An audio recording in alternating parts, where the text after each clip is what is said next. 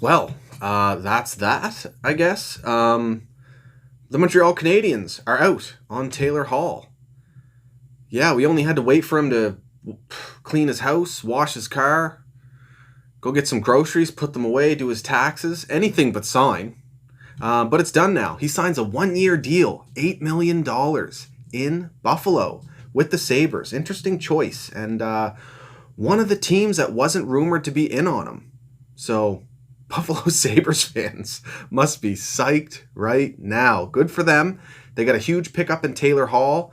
Potentially, he is an elite left winger, but he did just come off a bit of a down year, floating between New Jersey and Arizona. But good pickup. And it is a little strange where Taylor Hall mentioned he wants to go to a place where he wants to win, right? And you wouldn't necessarily think Buffalo as your first choice. They've really struggled the last few years, but they've got some really strong pieces on their roster. You think about Jack Eichel, they got Jeff Skinner, great goal scorer. Sam Reinhart's a very solid player. Their top six actually looks quite nice. They picked up Eric Stahl at center, and they also picked up Cody Eakin at center as well. Then, of course, on defense, you got Rasmus Ristolainen, a very respectable top four defender. He, not always the greatest decisions defensively with the puck, but he's a very physical defender, gets the hits, gets the blocks, and he puts up the offensive numbers too, so you can't complain. And, of course, Rasmus Dahlin, maybe a couple years out from becoming what he truly will be in the NHL.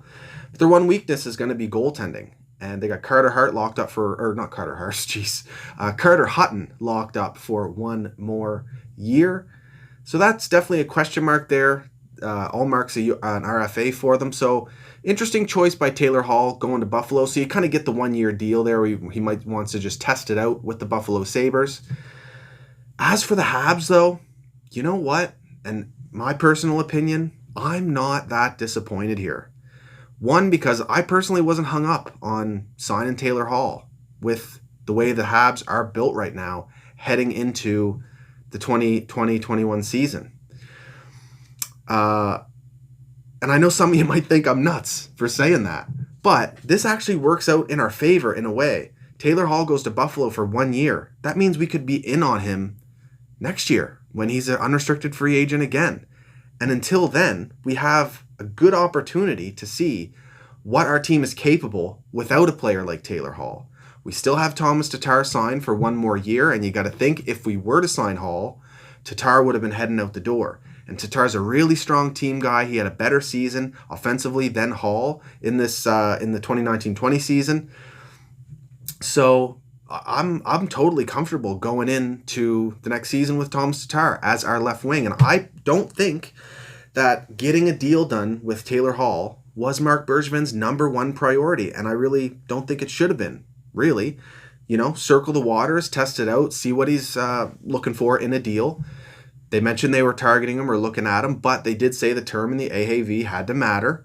And of course it did. You got to be responsible with that stuff. Potentially signing a guy like Taylor Hall long-term at a big cap hit could have hurt our cap structure moving forward. And we really didn't have much money, even this season, to fit him in at $8 million, unless we traded Tatar or Byron or Kulak or one of these guys.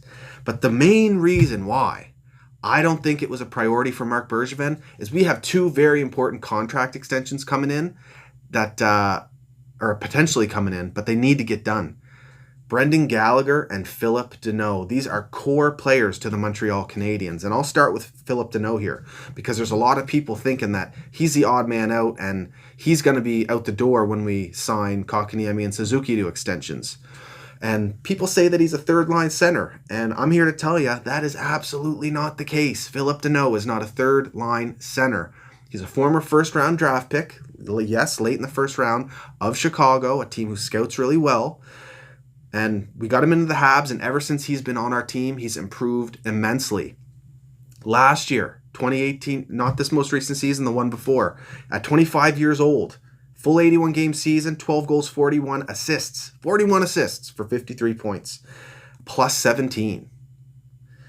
2019-20, as a 26-year-old, this most recent season, 71 games, 13 goals. So an improvement on his goals there in just 71 games, 34 assists. He was on pace for around the same amount of points at 54, plus 18. He also finished seventh in face-offs in the entire league, face-off wins in the entire league in 2018-19, improved that the next season, 2018 or 2019-20, at sixth. He's up in the top of the league in terms of face-off wins with guys like Crosby, Bergeron, all the best guys in the dot. Giroux, he's up there with them. Very valuable player. And he's one of the best defensive centers in the league. He's starting to get mentioned in Selke talks. You combine all that together, that at minimum is a second line two-way center. And he's 27 years old now, entering the prime of his career. I'm telling you, Phillip Danault has some special years of hockey ahead of him. Very special years. He has 1 year left on his deal at $3.08 million. And we got to get him signed. We got to get him locked up. And I'll talk about my estimations for numbers later on. The next one, and this is a guy that I think we all agree is going to be a Montreal Canadien for a long time. I really hope to see an extension for Gallagher and Danault as well to come in well before either of these guys can test free agency. But Brendan Gallagher, we all know, and I'm sure we all agree he's got to get locked up. But let me just let you know, if you don't already, how special of a player Brendan Gallagher is. In his rookie season, he had 15 goals in just 44 games at 20 years old. Then a couple years later, 2014-15, he played a full season, 24 goals for 47 points. Shortly after that, he broke his hand, had it shattered, I believe by Shea Weber. And then once he returned, he had it shattered again. I can't remember if it was Shea Weber again or Jeff Petrie, but the same hand, shattered. And you know what he did? He worked his ass off, put in the time. He comes back. 2017-18, he scores 31 goals. Unbelievable. 2018-19, the season after, 33 goals. And then this season in 2019-20, 22 goals. And you know the season ended early. He was on pace for around that 30-goal mark for a third straight season. This is an elite goal scorer in the NHL, the way he's shown consistency. And another player entering the prime of his career. He is 28 years old, so he has some special years ahead of him.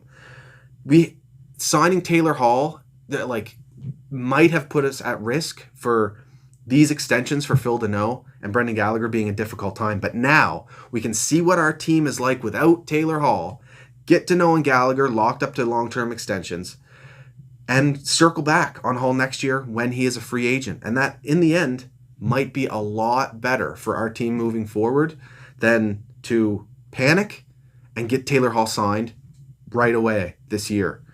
So the 1 year deal for him going to Buffalo really works in Montreal's favor. Now, if right quick, I'll talk numbers. Galley and Danault.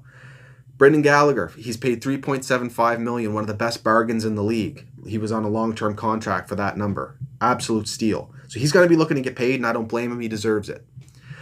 I suspect somewhere around 6.5. I'm not usually good at guessing these things, but I think that's fair. He finishes near 60 points each year. He's got the 30 goals. So $6.5 million long term, give or take a few bucks. Maybe give $1 million, maybe. Then Phillip Danault, he's paid $3 million, and he was on a bridge deal. He's proved what he's worth completely. So if you're gonna put a guy on a bridge deal and he proves it, you got to pay up. In his last couple seasons, he finishes around that 54, 55 point mark. I always say about $1 million for every 10 points you get. So that puts him around 5.5. However, he's so good defensively, I think you got to up it a bit to around 6, maybe a little more. And another argument people have to not sign Danault to a long-term deal at $6 million is that people think that Kotkaniemi and Suzuki are ready for the number 1 and number 2 center roles. Now, eventually, they are going to surpass Phillip Danault. And believe you me, I am just as hyped as all you guys about Kotkaniemi and Suzuki's elite potential. I mean, what Kotkaniemi has done early in his career is nothing short of impressive. He did have a little lull period there, but his first season and then in this return to play, incredibly impressive. I compare him to a future Ryan Getzlaf type center. Big guy, uses his body, wins the draws, playmaker first, but has a good shot, uses his edges and low center of gravity to get into the middle of the ice and to also survey the ice for passing lanes. He's an incredible player, and he's only going to get better. And then Suzuki, he's a beast. He's a two-way forward beast. He's so smart, reads the game so well, up the ice so quickly, taking pucks away from guys, and then the elite potential with his offensive ability too. He's got the shot, he's got the playmaking ability, he can dangle in a phone booth. Very special player. As you can see, I am psyched for these guys. But they are 20 and 21. They are not ready for number 1 and number 2 center roles over a full 82 game season. Sorry, they're not. Maybe they will be soon enough. I'd probably say Suzuki is closer than Kotkaniemi right now, where Suzuki's he doesn't need to fill out. He's at the frame that he's going to be for most of his career. Kotkaniemi, tall, lanky fella. He's filled out a bit, but he's got to fill out some more, and then he'll really be able to utilize his game. Yes, they're great players, but in the playoffs they only played great for 2 weeks. A full season is another story. The wear and tear on the body, the tough matchups every single night against different teams around the league. Phillip Danault can do that, and he has a very important role and will have a very important role on this team for bar minimum a couple more years. I'd say 2 to 3 more years, maybe longer. But even if Kotkaniemi and Suzuki pass him on the depth chart and we have Danault sign long term and we're forced to trade him, teams will line up for Phillip Danault. It doesn't matter what his contract is. They will line up, and we will be able to get a good return for him. So getting him on a contract track like that is a win-win for the Montreal Canadiens. But let's say it's 6.5 and 6 for Danault long term. That's a difference in our cap with their raises of just $5.75 million, okay? Next season, we have Jake Allen coming off the books at $4.35 million. We have Jordan Wheel coming off the books at $1.4. Guess what that equals out to? $5.75 million. Just those 2 players coming off the books alone gives us the ability to re-sign Danault and Gallagher. Then Tatar comes off the books next year, and we have the option to either re-sign him to a nice contract, or we look in the free agent pool, or we look at the trade route with all the assets that we have, draft picks, prospects, you name it, to try and bring in that elite scoring that everyone is desperate for. But until then, we really get to gauge what this new Montreal Canadiens team, this balanced team with depth down the middle, strong wingers, strong defense, and 2 great goalies is made of. And I'm excited for it. So I really don't think there's any reason to be disappointed about Taylor Hall this evening. He'll go to Buffalo. Maybe it works. Maybe it doesn't. It's unfortunate that he's in our division and we got to face him more so than not. But it is what it is. And you know what? I think we should be real happy about our team. Let me know what you think about Taylor Hall signing down in the comments. And you know what to do. Hit the subscribe button, like button. Follow me on Twitter, Instagram, and Facebook. Cheers, guys. Go Habs, go!